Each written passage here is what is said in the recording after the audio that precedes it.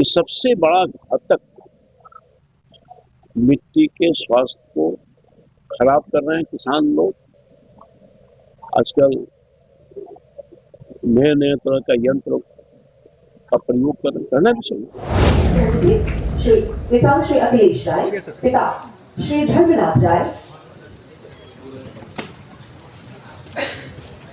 दानापुर प्रथम से आशुतोष कुमार जी, पिता श्री जय कुमार सिंह। कम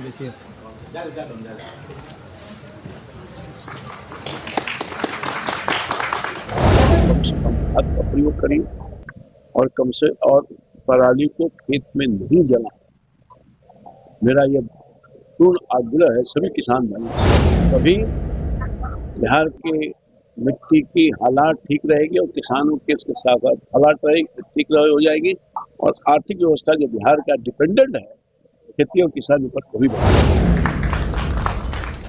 किसान श्री अमित कुमार सिंह,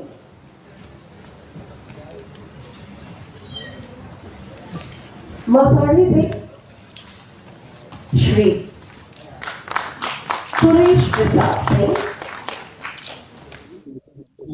मिट्टी की उर्वरता में लगातार कमी आ रही है, ऑर्गेनिक नॉन ऑर्गेनिक यूज करने में क्या किसानों को? आज सबसे पहले तो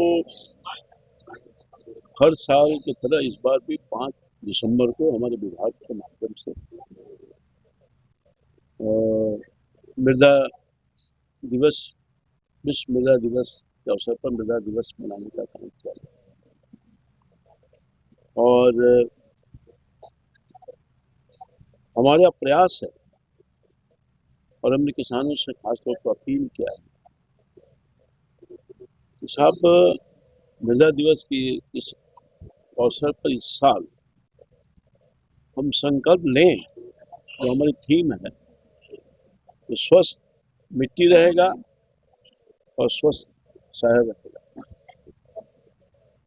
और मैं समझता हूँ कि शहरों की जो नींव है इमारतें नहीं हैं बल्कि मिट्टी के सेहत के।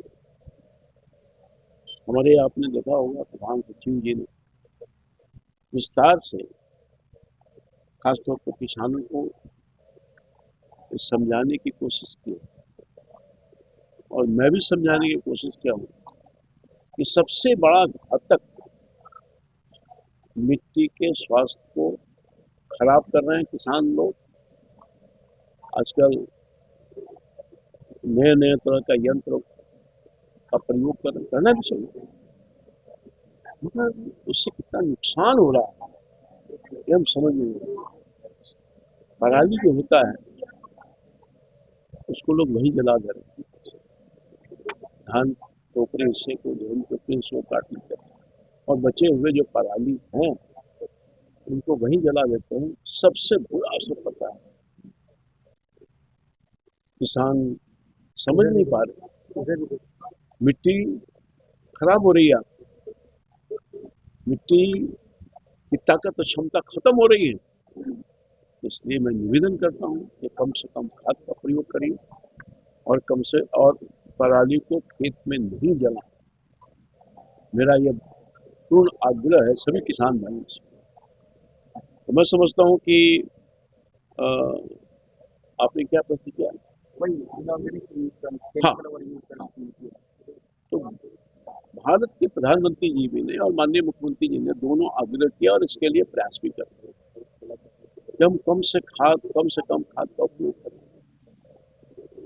हम नेचुरल खाद जिसको हम छोड़ दिए आजकल, अपने खेत में ही घर के गोबर जो गांव में इस्तेमाल होता था उसको प्रोसेसिंग करते थे लोग, सड़ाते थे, उसके बाद पानी डालते थे और उसी का खाद का स्वरूप बना करके तो नेचुरल खाद जिसको हम कर सकते हैं, जिससे आपकी उत्पादन क्षमता बढ़ेगी और खाद का इस्तेमाल जो रासायनिक तौर पर हम करते हैं उससे बचत होगी, लोगों का स्वास्थ्य भी ठीक रहेगा और आपके खेत का भी स्वास्थ्य रहेगा।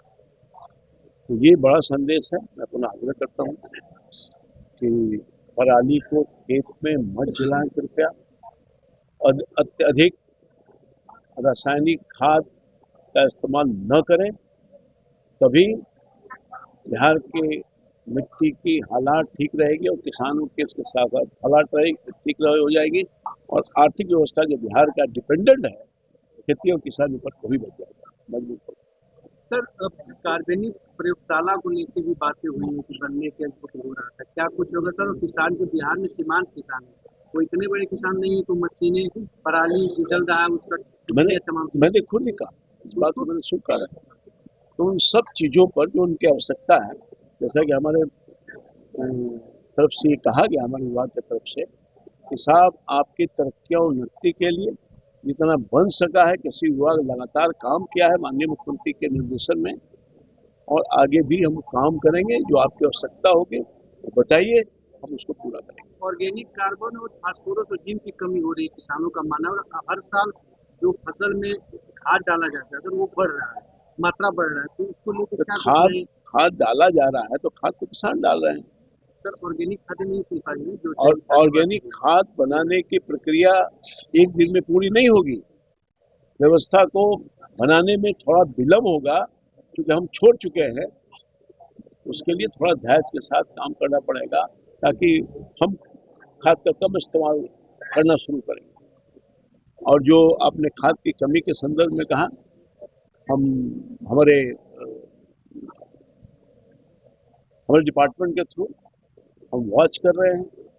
हम उड़न दस्ता बनाए हैं जो इसमें इन्वॉल्व रहेंगे, चाहे हमारे अधिकारी हों, पदाधिकारी हों, जिनके संरक्षण में गलत काम हो रहा होगा, गलत काम करने वाले लोग होंगे, जो खाद बेचने वाले स्टॉकिस्ट हैं, डीलर हैं, उन सब पर निगरानी रखे हुए हमारे विभाग, और हम कार्रवाई भी किए हैं, उसका प्रतिफल आया है। तो ये सब पर निगाह हमारा डिपार्टमेंट रखे हुए बहुत सूक्ष्म दृष्टिकोण से देख रहे हैं हमारे प्रधान सचिव के नेतृत्व में। तो सब काम हो रहा है जो काम किसानों के हित में होने चाहिए।